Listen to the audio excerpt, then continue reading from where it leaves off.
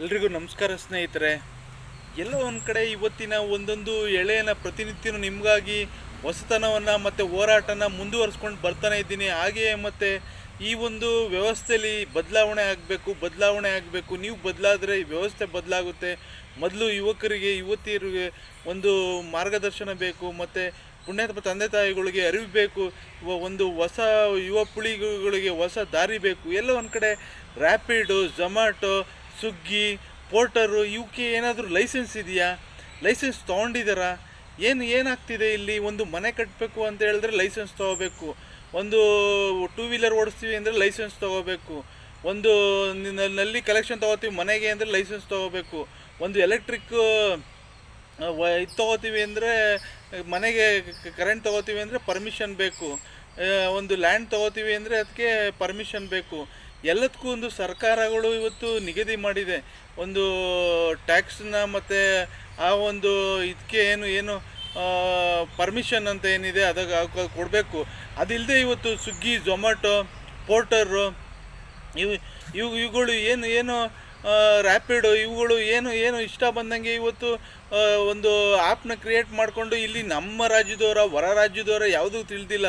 ಇವತ್ತು ಹೊರ ರಾಜ್ಯದವರು ಯಾರೋ ಬಂದು ಅನ್ಯ ಭಾಷಿಕರು ಬಂದು ಇವತ್ತು ಆ ಒಂದು ಅಪ್ಲಿಕೇಶನ್ನ ಇದು ಮಾಡಿ ಇವತ್ತು ಎಷ್ಟೋ ಯುವಕರುಗಳು ಕೆಲಸನೂ ಕೊಟ್ಟಿರ್ಬೋದು. ಆದರೆ ಕೆಲಸ ಯಾರ್ಯಾರು ಮಾಡ್ತಿದ್ದಾರೆ, ಏನು ಮಾಡ್ತಿದ್ದಾರೆ, ಎಷ್ಟು ಜನ ರಾಮಣ್ಣನೋ, ಸೋಮಣ್ಣನೋ, ಕೆಂಚಪ್ಪನೋ, ನಿಂಗಣ್ಣನೋ, ಇಲ್ಲ ಪ್ರಶಾಂತ್ ಅಣ್ಣನೋ, ಯಾರು ಕೆಲಸ ಮಾಡ್ತಿದ್ದಾರೆ ಆ ವ್ಯಕ್ತಿಗೆ ಏನಾದರೂ ಗೊತ್ತಿದೆಯಾ? ಈ ಒಂದು ಆ್ಯಪ್ನ ಕ್ರಿಯೇಟ್ ಮಾಡಿರೋನಿಗೆ ಅವನಿಗೆ 100 ರೂಪಾಯಲ್ಲಿ 60 ರೂಪಾಯಿ ಲಾಭ ಅವನಿಗೆ ಹೋಗ್ತಿದೆ.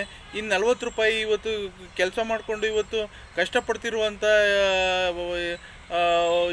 ಏನು ಕೆಲಸಗಾರರಿಗೆ ಹೋಗ್ತಿದ್ದಾರೆ. ಇವತ್ತು ಅವ್ರಿಗೇನಾದರೂ ಆಕ್ಸಿಡೆಂಟ್, ಈ ಮೊನ್ನೆ ಒಂದು ಝೊಮ್ಯಾಟೊದಲ್ಲಿ ಯುವಕನಿಗೆ ಕಾಲು ಮುರಿತು. ಅದು ಆಟೋ ಡ್ರೈವರ್ಗಳೋಗಿ ಅದಕ್ಕೆ ಸಹಾಯ ಮಾಡಿದ್ದಾರೆ. ಇಲ್ಲಿ ಆ ಒಂದು ಓನರು ಯಾರು, ಏನು ಮಾಡ್ತಿದ್ದಾನೆ ಯಾವುದೂ ಗೊತ್ತಿಲ್ಲ. ಇಲ್ಲಿ ಆ್ಯಪ್ನ ಕ್ರಿಯೇಟ್ ಮಾಡ್ಕೊಳ್ಳೋದು, ಲೀಲಾಜಲವಾಗಿ ಹೋಗೋದು. ಇದ್ರ ಸಾರಿಗೆ ಇಲಾಖೆಯಿಂದ ಏನಾದರೂ ಪರ್ಮಿಷನ್ ಇದೆಯಾ? ಏನೂ ಇಲ್ಲ. ಇವತ್ತು ಸಾರಿಗೆ ಇಲಾಖೆನೂ ಏನು ಮಾಡ್ತಿದೆ, ಇದಕ್ಕೆ ಕಡಿವಾಣ ಆಗ್ತಿದೆ. ಒಂದು ಬಸ್ ಓಡಿಸ್ಬೇಕು ಅಂದರೆ ಇವತ್ತು RTOದವ್ರು ನಿಂತಿರ್ತಾರೆ ರೋಡಲ್ಲಿ. ಒಂದು ಲಾರಿ ಹೋಗ್ತಿದೆ ಅಂದರೆ ಇವತ್ತು RTOದವರು ಪರ್ಮಿಷನ್ ತೊಗೊಂಡು ಹೋಗಬೇಕು. ಒಂದು ಯಾವುದೇ ಒಂದು ಗೂಡ್ಸ್ ಗಾಡಿ ಹೋಗ್ತಿದೆ ಅಂದರೆ ಹೈವೇಲಿ ಪರ್ಮಿಷನ್ ತೊಗೊಂಡು ಹೋಗಬೇಕು.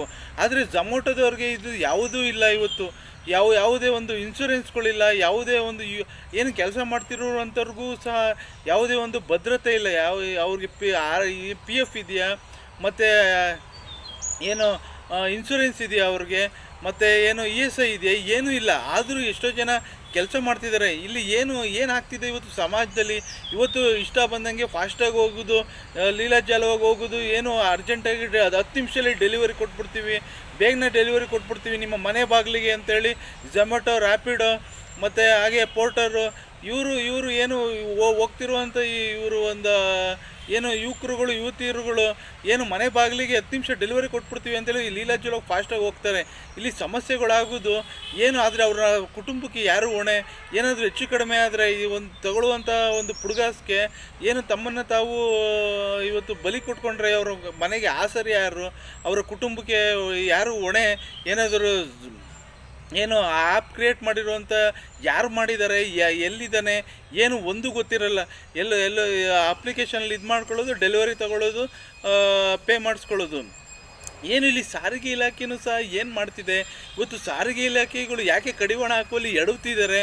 ಏನು ಪರ್ಮಿಷನ್ ಇಲ್ಲದೆ ಈ ಝೊಮ್ಯಾಟೊ, ರ್ಯಾಪಿಡೊ ಮತ್ತು ಈ ಒಂದು ಪೋರ್ಟರ್ಗೆ ಏನು ಯಾರು ಪರ್ಮಿಷನ್ ಕೊಟ್ಟಿದ್ದಾರೆ? ಏನಿದು ಅರ್ಥ? ಇವತ್ತು ಸರ್ಕಾರ ಏನು ಕೈಕಟ್ಟು ಕೂತಿದೆಯಾ? ಇಲ್ಲಿ ಸಮಸ್ಯೆಗಳು ಏನಾಗ್ತಿದೆ? ಪ್ರತಿಯೊಬ್ಬರಿಗೂ ಮನವರಿಕೆ ಆಗಬೇಕು. ನಾವೆಲ್ಲೋ ಮನೆ ಬಾಗಿಲಿಗೆ 10 ನಿಮಿಷಕ್ಕೆ ಬಂದ್ಬಿಡುತ್ತೆ, ತಿಂದ್ಬಿಡ್ತೀವಿ. ಏನು ಇದರಲ್ಲಿ ಏನು ಆರೋಗ್ಯ ಇಲಾಖೆ ಏನಾದರೂ ಆ ಒಂದು ಫುಡ್ ಡೆಲಿವರಿಯಲ್ಲಿ ಏನು ಸ್ವಚ್ಛತೆ ಕಾಪಾಡಿದೆಯಾ? ಮತ್ತು ಏನು ಆ ಒಂದು ಲೈಸೆನ್ಸ್ ತೊಗೊಂಡಿದ್ದಾರೆ ಫುಡ್ ಆಫೀಸಿಂದ ಏನಾದರೂ? ಅದೂ ಇಲ್ಲ, ಯಾವುದೂ ಇಲ್ಲ. ಏನೋ ಮಾಡೋದು ಏನೋ ಬಿಸ್ನೆಸ್ಗಳು ಯಾರೋ ಉದ್ಧಾರ ಮಾಡೋಕ್ಕೆ ಇವತ್ತು ಯಾವ ರಾಜ್ಯದಲ್ಲಿದ್ದಾನೋ, ಯಾವ ದೇಶದಲ್ಲಿದ್ದಾನೋ, ಏನು ಆ ಒಂದು ವ್ಯಕ್ತಿನ ಬೆಳೆಸೋಕ್ಕೋಸ್ಕರ ಆ್ಯಪ್ ಕ್ರಿಯೇಟ್ ಮಾಡ್ಕೊಂಡು ಇವತ್ತು ನಮ್ಮ ರಾಜ್ಯದ ಎಷ್ಟೋ ಇವತ್ತು ಯುವತಿಯರು ಬಲಿಗಳಾಗ್ತಿದ್ದಾರೆ. ಏನು ಇದರಲ್ಲಿ ಸಾರಿಗೆ ಇಲಾಖೆಯೂ ಸಹ ಏನು ಮಾಡ್ತಿದ್ದಾರೆ ನನ್ನದೊಂದು ಪ್ರಶ್ನೆ. ಈ ರ್ಯಾಪಿಡು, ಝೊಮ್ಯಾಟೊ, ಪೋರ್ಟರು ಮತ್ತು ಹಾಗೆಯೇ ಇನ್ನು ಮುಂತಾದ ಅಪ್ಲಿಕೇಶನ್ಗಳಿದೆ. ಈ ಕೆಲವು ಇವತ್ತು 4-5 ಈ ಥರ ಒಂದು ಡೆಲಿವರಿಗಳಿದೆ.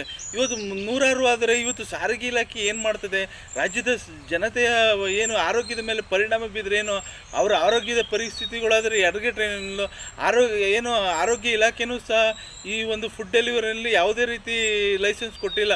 ಅವರು ಚೆಕ್ ಮಾಡೋದು ಫುಡ್ ಚೆನ್ನಾಗಿದೆಯಾ ಚೆನ್ನಾಗಿಲ್ವಾ ಏನೂ ಇಲ್ಲ, ಆದರೂ ಸಹ ಕೊಟ್ಟಿದೆ. ಒಂದು ಕಡೆ ಸಾರಿಗೆ ಇಲಾಖೆ, ಒಂದು ಕಡೆ ಆಹಾರ ಇಲಾಖೆ ಏನು ಮಾಡ್ತಿದೆ ಇವತ್ತು ಸರ್ಕಾರಗಳು. ನಾನು ಈ ಒಂದು ವಿಡಿಯೋ ಮಾಡ್ತಿರೋ ಉದ್ದೇಶ, ನನ್ನ ಹೋರಾಟ ಉದ್ದೇಶ ಇಷ್ಟೇ.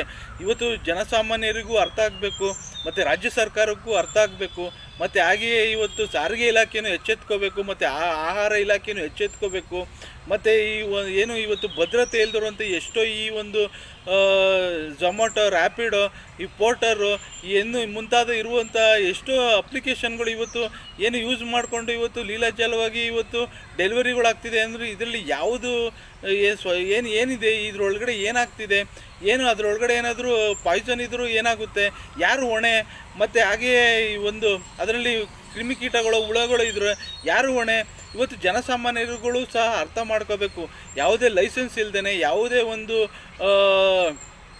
ಅದನ್ನ ಟೆಸ್ಟ್ ಮಾಡ್ದೇ ಇವತ್ತು ಡೆಲಿವರಿಗಳನ್ನ ತೊಗೊಂಡ್ರೆ ನಿಮ್ಮ ಆರೋಗ್ಯದ ಮೇಲೆ ಎಷ್ಟು ಪರಿಣಾಮ ಬೀಳುತ್ತೆ ಯೋಚನೆ ಮಾಡಿ. ನೀವೆಲ್ಲೋ ಒಂದು ಕಡೆ ಮನೆ ಬಾಗಿಲಿಗೆ ಸಿಗ್ತದೆ ಅಂತೇಳಿ ನೀವು ಆ ಒಂದು ಆಹಾರಗಳನ್ನ ಪರ್ಚೇಸ್ ಮಾಡಿಕೊಂಡ್ರೆ ನಿಮ್ಮ ಆರೋಗ್ಯದ ಮೇಲೆ ಪರಿಣಾಮ ಬೀರುತ್ತೆ. ದಯಮಾಡಿ ಯೋಚನೆ ಮಾಡಿ, ಕೈ ಮುಗ್ದು ಬೇಡ್ತೀನಿ. ಮುಂದಿನ ದಿನಗಳಲ್ಲಿ ಯಾವುದೇ ಕಾರಣಕ್ಕೂ ಇಂಥವಕ್ಕೆ ಬಲಿಯಾಗಬೇಡಿ. ಯಾವುದೇ ಒಂದು ಇಲಾಖೆಗಳು ಸಹ ಇವ್ರಿಗೆ ಪರ್ಮಿಷನ್ ಕೊಟ್ಟಿಲ್ಲ. ಆದ್ದರಿಂದ ಈ ವಿಡಿಯೋ ನೋಡ್ತಿರೋರು ಶೇರ್ ಮಾಡಿ ಮತ್ತು ಕಾಮೆಂಟ್ ಮಾಡಿ. ಈ ರ್ಯಾಪಿಡೋ, ಪೋರ್ಟರು, ಝೊಮ್ಯಾಟೊ ಯಾವುದೇ ಒಂದು ಲೈಸೆನ್ಸ್ ಇಲ್ಲ.